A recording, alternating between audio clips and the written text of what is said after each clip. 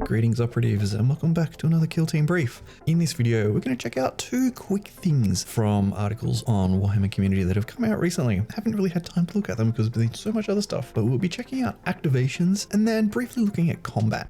So in previous editions of Kill Team and also Warhammer 40k and Age of Sigmar, while games have been alternating activations in Kill Team, they were always tied to the structure of 40k, which is you activate one model at a time, and then you have the movement phase, shooting phase, combat phase, and so on. So you'll still tie to that. So you'll do something, and then all the other models will get to do something in that phase, and then you have to act out each phase. In the new rule set, instead of having different phases, you have actions. And as we've seen before, the new operatives have a new stat called action point limit, which is APL, and you can spend action points, and actions will cost from 1 AP up to 2 AP up to various different actions. So the more complicated or more, I guess, powerful it is, the more AP it will cost. So on screen at the moment, we have an example list of actions that Warhammer community have shown off, and these are pretty standard things of what you would expect to do in a game like this. These would be your most common actions.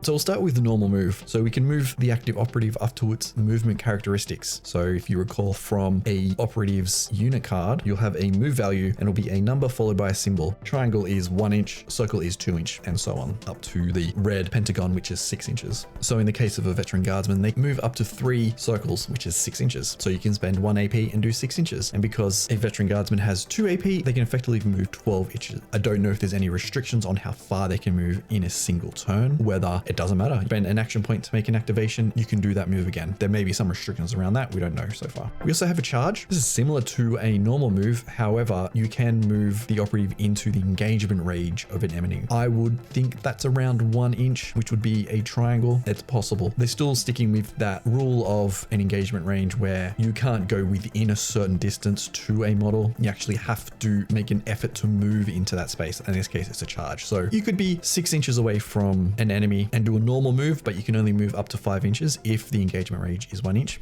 I'm just going to have a pretty good guess and say it is. However, if you want to move into that engagement range, you have to spend 1 AP on the charge rather than a normal move. Next up, we have shooting. So we've looked at shooting in a previous video. You can check that out in the description. So you can spend 1 AP, make a shooting attack with one of the active operative's ranged weapons. Pretty straightforward. Again, it's likely that this is not restricted. You could spend 1 AP to shoot, another AP to shoot, and in the case of custodies, which we'll look at in another video, you have 4 AP. So you may be able to shoot up to 4 times. We're not sure, and like I said, we're not sure on the limits of the actions that you can do. The next one we have is fight, which is similar to shoot, but it is close combat. We'll briefly talk about close combat towards the end of this video. There's not a lot of information about it so far. It's pretty straightforward, and I didn't want to do a dedicated video on that until we had further information. Then for 2 AP, you have something called Fallbacks. This moves the active operative out of the engagement range of an enemy. The idea is here, based on the text, that it takes a lot of concentration to disengage when the bullets and power swords start flying. You're moving, but you're also actively defending yourself, which is why it costs 2 AP. And while it says move, I'm assuming that you don't just move out of the engagement range. At the moment, we're saying it's 1 inch. Doesn't mean you just move back 1 inch out of the range. I would assume that for 2 AP,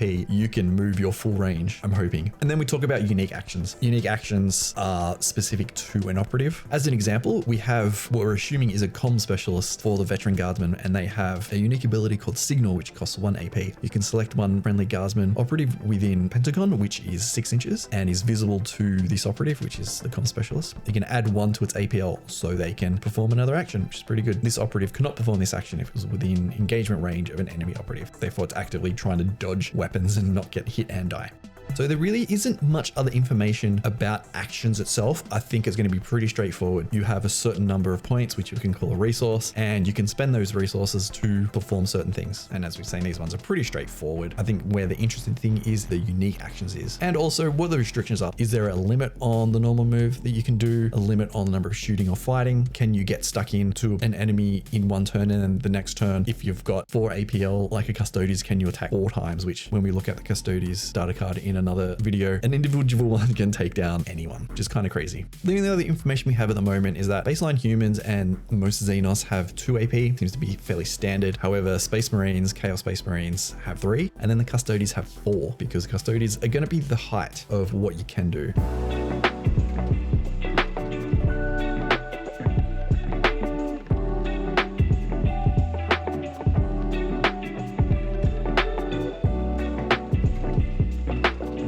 let's move on to close combat. The close combat rules are different to the shooting rules, where in the shooting rules, you roll to hit essentially, you roll your attack dice, then the target rolls dice, and to see how many hits are saved, and then you apply the wounds. In close combat, you roll your attack and the enemy rolls their defense, and then you take turns inflicting damage or parrying or I guess doing any special abilities that you have. The description is literally a sentence in the Warhammer community article, so it is really difficult to figure out what you can and can't do. And because we are lacking this detail and I guess the meat and crunchiness of this rule set, I have a lot of questions. Like, when do you parry? Can you only parry crits? Can you only parry things that rolls that are less than? Can crits only parry crits? Can crits only cancel out crits? Are crits ignored in some stages? There's just not any meat there to do anything in depth like we did with shooting. I was considering doing some rolls on camera just to see what it's like, but every time I did it, I just had too many questions. There is only one other little bit of information that we can get, and this is from the Custodian Guard Warrior card for the Custodes. This is just going to be brief for now because, like I said, we'll go into this in another video, but they refer to something in the Storm Shield abilities that each time it fights in combat, in the resolve successful hit step of that combat, each time it parries, it sounds like there is certain steps within combat, just like there was in shooting, and it seems to be in this certain step, this is when you can parry. And that's really the only other information that we have.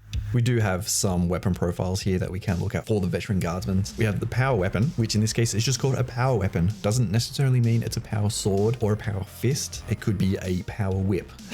I'm guessing you can make it look how you want, who knows. The stat line for this has an attack of 4, a BS of 3+, so you're rolling 3+ to hit, and then it has a damage of 4 and a crit damage of 6. However, this has a special rule of lethal +5, and lethal changes the profile of your crit hits. So in this case, instead of a 6 to get a crit, you can roll a 5+ to get a crit, which is hugely powerful. When I was rolling around just practicing the dice rolls to see what could happen, that proved pretty powerful. Again, I'm not going to show the examples because there's too many questions that we have. Then you also have a Bayonet. We have seen this in other videos, but this has attack of 3, a BS of 4, damage of 2 and 3. So you can see the power weapon is far superior, does double the damage, will hit better, more attacks, and you have the lethal 5+, so you can easily hit those crits. So if you're coming up against a power weapon and you've got a Bayonet, just try and disengage and get out.